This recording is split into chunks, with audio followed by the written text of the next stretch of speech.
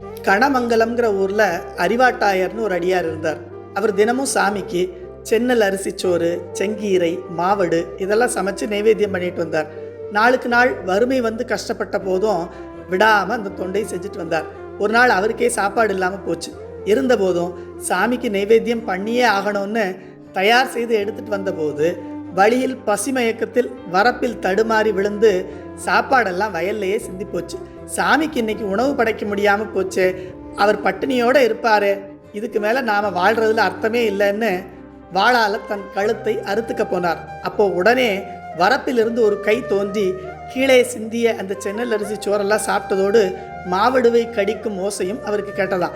இன்னொரு கை தோன்றி அவர் கழுத்தை அறுப்பதை தடுத்து நிறுத்துச்சு. இதை வள்ளல் பிறார்க்கு அமுதேந்தி வருவோன் உகலும் இங்கே வெள்ளச்சடையாய் அமுது செய்யாவிடில் என் தலையை தள்ளத்தகுமென்று வாழ்பூட்டிய தடங்கையினான் கான் அள்ளல் பழன கணமங்கலத்து அறிவாட்டாயனேன்னு திருத்தொண்டர் திருவந்தாதியில் நம்பி ஆண்டார் நம்பி நமக்கு அருள் செய்கிறார்.